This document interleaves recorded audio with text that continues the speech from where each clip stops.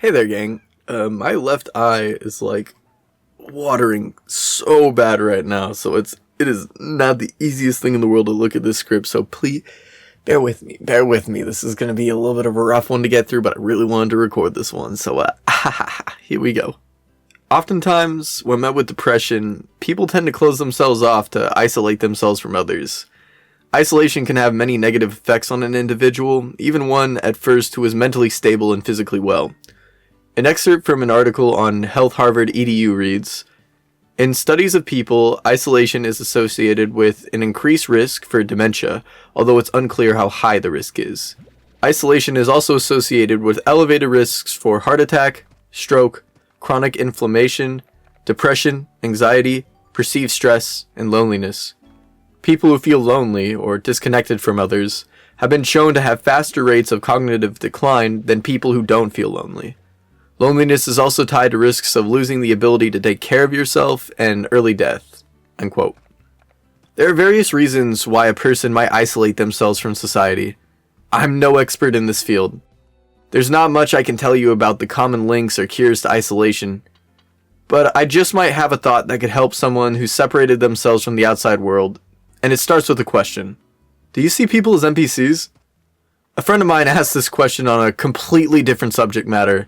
We were watching true crime together, sitting on the couch and casually sharing each other's views as the episodes continued.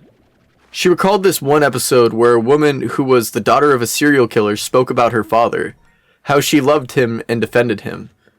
"He's still my daddy," a quote that made my friend wish she could punt the old hag through a goalpost, but instead of actually making the field goal, the body would thud against the post and fall into a kiddie pool of rabid snapping turtles. "I just don't get it," she'd exclaim. "It's like she never even saw the murder victims as people. How could you still love a family member after they took innocent lives like that? It's like she saw those people as nothing more than NPCs." I thought about what she said for a moment, and I feel like it had a lot of merit. Oftentimes people in society can be cruel and entitled, self-centered to the point where people around them who aren't in their inner circle aren't seen as people. They're seen as something else, like a non-player character. It's this lack of compassion for those we don't know that severs the unity and bond people often have. It causes total disconnect where we lose the ability to socialize, to show random acts of kindness, to be real.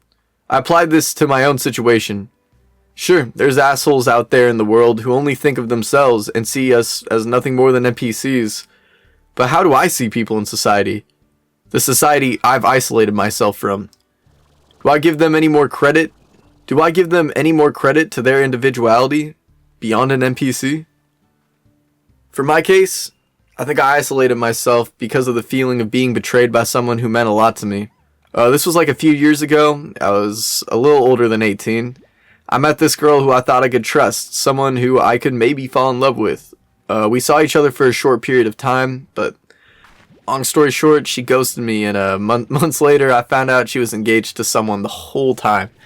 Yeah, that shit hurt. Not to mention, she lightly led on a few other vulnerable people.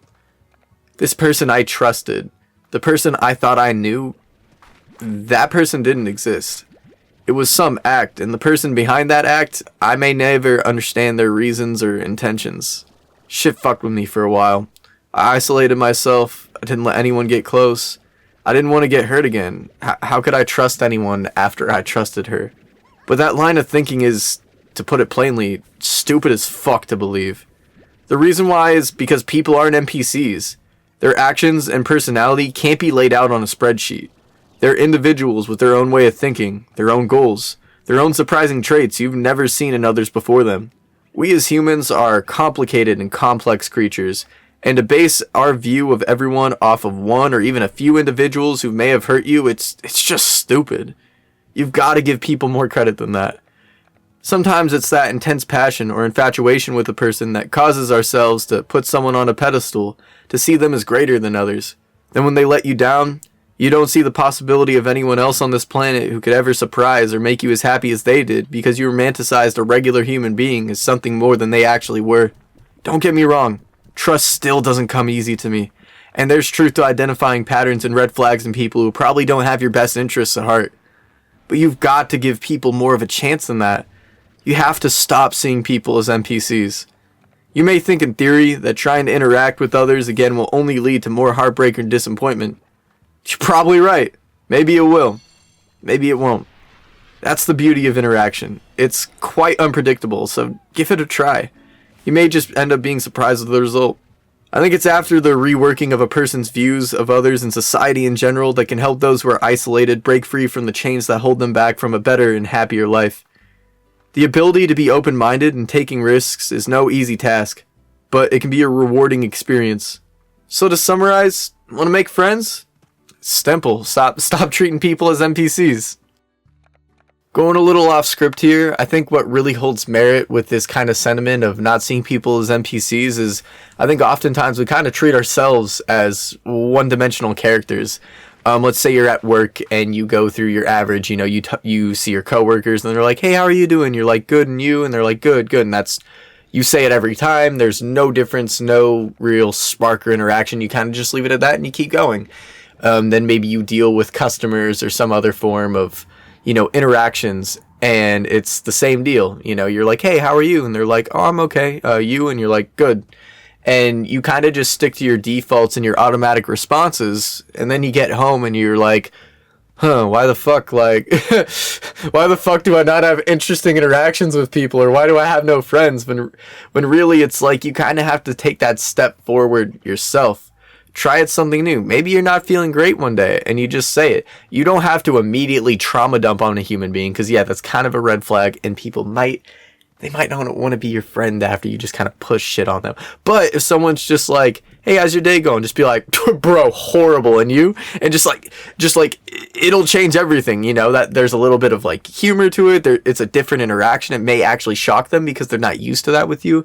And once again, you may get that from other people. And when you do, play off of it. If somebody gives you a different response to what you're usually hearing when you interact with somebody, play off of it. See, get to know somebody.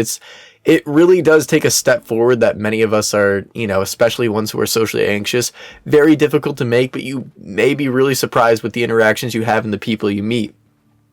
I mean, at the end of the day, I feel like your closest friends and even relationships, those things kind of happen. You can't really force those things no matter how much you search for them, but at the same time, I feel like your mentality on not just society but on individuals as well can very much dampen or harpen when you have those opportunities to meet new people, or you never know when you're going to meet somebody you may get along with really well, but if you start off with an open mind when going out in public, it can make a huge difference on the interactions you have and the experiences you end up having throughout the day.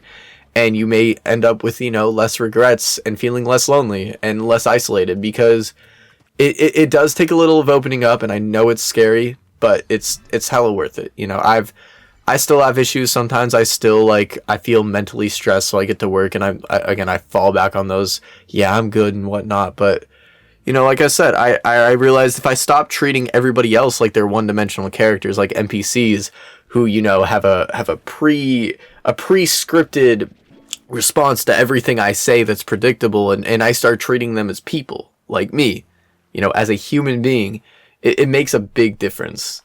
So I hope that this sentiment, both on the script and off script, can help you out if you've been going through the same thing. If not, hopefully the excerpt earlier was educational. I usually try to bring at least a little bit of research in these type of videos so that I can gain a little bit more of insight and show that I do research these things. As much as I do talk out of my own ass sometimes, and it may just be constant ramblings, I do research, I do try to study things, so hopefully that means that, my point of view and my views on things they're just a little bit up there, it's just a little bit credible, even if only a bit.